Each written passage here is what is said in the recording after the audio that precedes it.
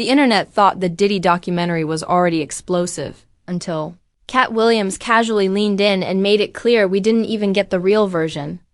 According to Katt, what aired was the Diet Edition, the PG-13 cut, the let's not set the whole industry on fire version. Because apparently 50 Cent didn't just produce the documentary.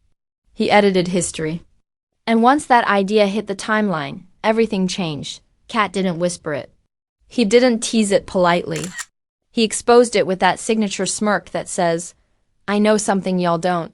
He claimed there were moments, scenes, and truths so wild they never made it past the cutting room floor. Not because they weren't real, but because they were too real. And when Katt Williams says something got cut, people listen. Because history shows he doesn't throw accusations unless he's ready to watch the room panic. Now think about this for a second. A Diddy documentary. Already controversial. Already uncomfortable. And we're being told that was the filtered version. That there were clips so messy, so damaging, so industry-shaking that even 50 Cent said, "Nah, not today." That's when the internet leaned forward. Because if anything scares people more than what was shown, it's what was hidden.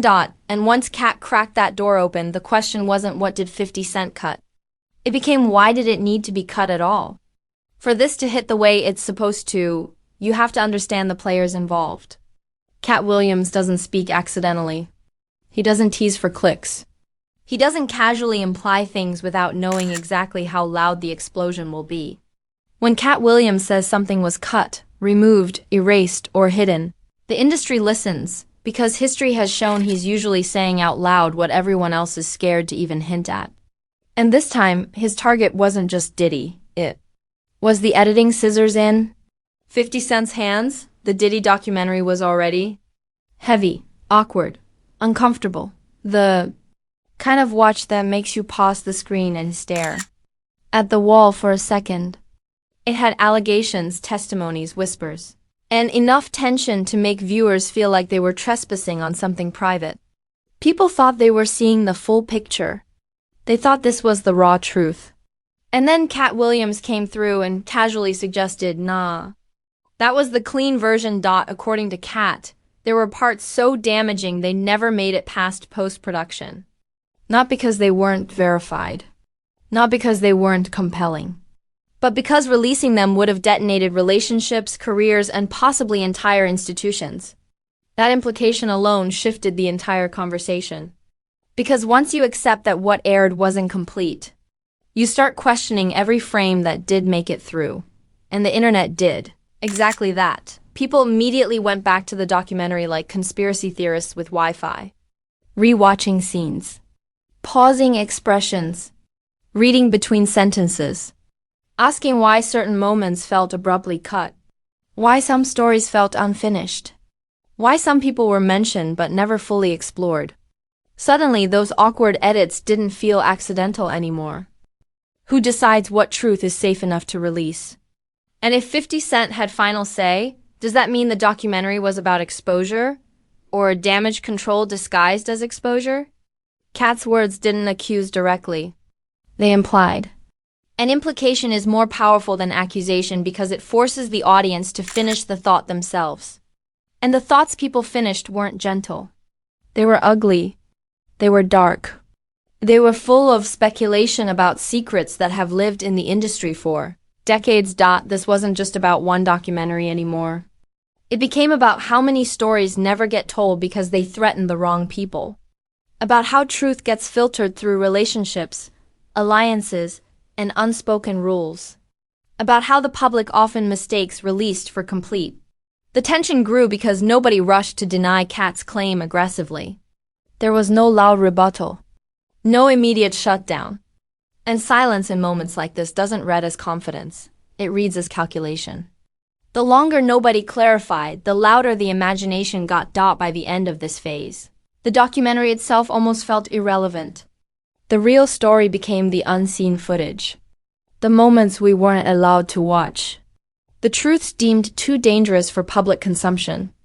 Katt didn't just expose deleted scenes, he exposed the limits of transparency, and once people realize there are limits, they stop trusting the frame they're shown. Once that fuse was visible, The internet did what it always does when it smells secrecy. It panicked creatively. This is the phase where curiosity turns feral, where speculation becomes a sport, where every pause, cut, and missing sentence gets treated like a crime scene outline. The Diddy documentary wasn't just being rewatched anymore. It was being interrogated. People weren't asking what they saw. They were asking what they didn't. Memes flooded in like clockwork. Screenshots of awkward edits captioned, "This is where the truth was removed." Freeze frames with arrows pointing at nothing, claiming that something used to be here. People joked that the documentary felt like a movie that skipped the best scene but still charged full price. Others said it was like reading a book where the last chapter got ripped out because it made too many people uncomfortable. The humor was loud, but the suspicion underneath it was louder. And then the takes started multiplying. Not casual takes, thesis-level breakdowns. People theorized that the cut material involved names too powerful to touch. Others said it was evidence that would have triggered lawsuits before the credits even rolled. Some claimed it exposed connections the industry wasn't ready to have questioned publicly. Every theory was bigger, darker, and messier than the last. Because once you tell the internet something was hidden, it assumes the worst by default. What really escalated things was the silence. No aggressive denials. No detailed clarifications. No public statement saying nothing important was removed. That absence spoke volumes. Because when something isn't true, people usually rush to kill it. When it's complicated, they hesitate. And hesitation is gasoline in moments like this. The longer nothing was said, the more Katt's implication felt less like exaggeration and more like a warning shot. Public reactions from adjacent celebrities didn't help either. Nobody named names, but the energy shifted. Likes popped up on posts about truth being selective. Retweets surfaced about what you don't see is usually the point. Captions floated around saying things like, "The industry edits history all the time." Nothing direct. Nothing confirmable. But enough to make people feel like Katt wasn't alone in what he was implying. The wild comparisons got more savage as the hours passed. People said this was like a museum tour where the guide skips entire rooms because we're not allowed in there.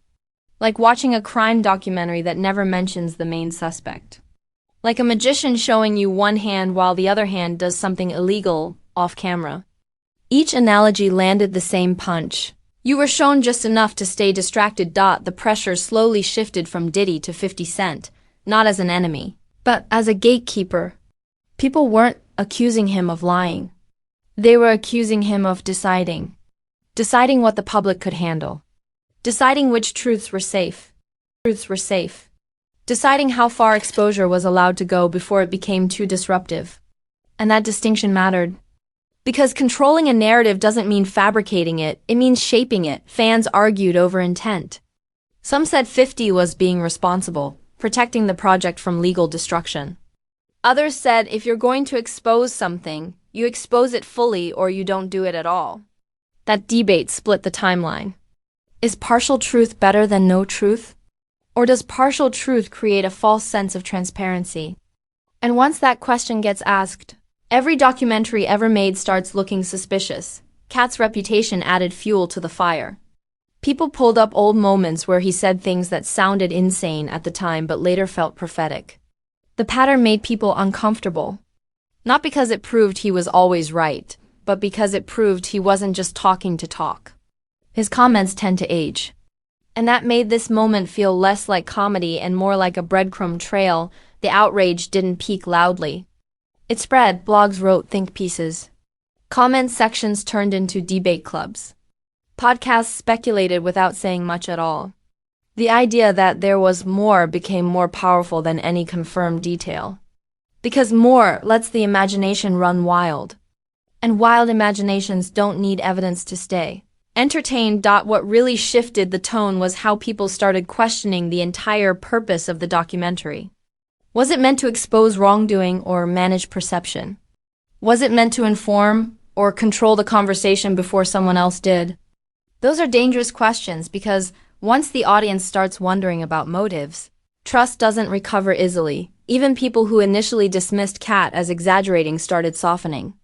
not fully agreeing but pausing. And pauses online are deadly. Outrage burns fast and dies fast. Pauses linger. They change how people consume the next piece of content. They introduce skepticism where excitement used to be by the end of this phase. The narrative had completely flipped. The documentary wasn't being discussed for what it revealed. It was being discussed for what it withheld. The unseen footage became the main character. The missing pieces became louder than the released ones. And Katt's implication kept echoing in the background like a reminder that sometimes the most important part of a story is the part you're never shown. This didn't feel like the climax yet. It felt like the moment before something breaks. The audience could sense it. When curiosity turns into suspicion, the next stage isn't laughter. It's consequence. By the time the conversation reached this stage, the damage wasn't explosive anymore. It was systemic. This is where scandals stop being about one person and start exposing how the entire machine works. Katt Williams didn't just throw a grenade into one documentary rollout. He cracked open a bigger, uglier truth about how stories are filtered before they ever reach the public. And once that realization settled in, there was no putting it back. The first consequence hit credibility, not just for the documentary, but for the idea of full exposure itself. People started questioning how many so-called bombshell projects were really just approved truths. Not lies, not fiction, but carefully portioned realities designed to inform without destabilizing. The audience realized they weren't watching raw truth. They were watching truth with guardrails. And once you see the guardrails, you can't pretend they aren't there. Diddy's name stayed in the headlines, but the conversation around him subtly changed. Instead of focusing solely on what was revealed, people started asking what wasn't. The absence became louder than the presence. Every unanswered question felt intentional. Every skipped timeline felt strategic. That doesn't clear someone, it keeps them suspended in suspicion. And suspicion doesn't fade easily. It just waits. 0.50 cents role became the most uncomfortable talking point. Not because he was accused of wrongdoing, but because he was framed as the decider. The one who saw everything and chose what survived the cut. That's a powerful position, and power always attracts scrutiny. Fans debated whether he was being smart, cautious, or complicit. Whether protecting a project legally also means protecting certain people reputationally. And once those questions attach themselves to your name, they don't need answers to linger. Katt Williams, meanwhile, walked away from the moment untouched. He didn't double down. He didn't clarify. He didn't elaborate. And that silence worked in his favor. Because people don't expect Katt to clean things up. They expect him to point and disappear. His credibility in moments like this doesn't come from documentation. It comes from pattern. Enough of his past comments have aged into relevance that people no longer laugh first. They listen first. The public response evolved from outrage into recalibration. Fans didn't cancel the documentary. They didn't boycott.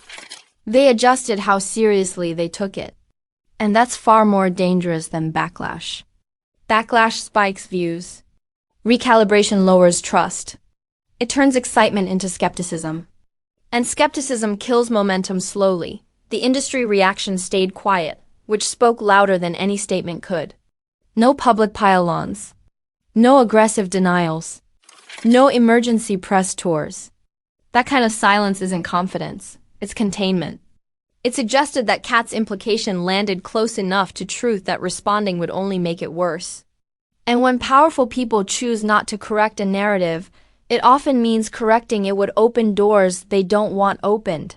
This moment also reshaped how audiences will approach future exposes. The illusion that documentaries are neutral truth machines took a hit. Viewers started treating them like edited arguments instead of revelations. People became more alert to what's missing, not just what's shown. That's a permanent shift. Once audiences start watching around the story instead of inside it, control weakens. The most unsettling consequence is this: the mystery became more powerful than any evidence. Whatever was cut now lives in imagination, and imagination is infinite. It can't be disproven. It can't be contained. The unseen footage has more influence than the released footage ever could. And that's the paradox of censorship. Hiding something often makes it bigger. This didn't end the Diddy conversation. It extended it. It didn't protect reputations. It froze them in question marks. And it didn't elevate transparency. It exposed its limits. The audience didn't walk away angry. They walked away aware. And awareness is dangerous to systems built on selective storytelling. Katt Williams didn't reveal details. He revealed boundaries. He showed the public where the line is drawn, and that line is never about truth alone. It's about power, protection, and consequences. And once people understand that, they stop trusting the frame they're given. This wasn't the end of the story. It was the moment the audience realized they're always seeing version 2, never version 1. And now that realization sits in the background of every expose, every documentary, every so-called bombshell release. The footage may never surface. The truth may never be complete. But the damage is already done, because now everyone knows something was left out. If you stayed all the way through this, congratulations, you don't just watch stories, you read between them. Because this wasn't about one comedian talking spicy or one documentary leaving things on the cutting room floor. This was about how truth gets packaged, filtered, and handed to the public like it's the full meal when it's really just the appetizer. Now I want to hear from you. Do you think 50 Cent did the right thing by cutting what was too dangerous? Or do you believe the public deserved to see everything, no matter how uncomfortable it got? Drop your real opinion in the comments, not the safe one, not the industry-friendly one.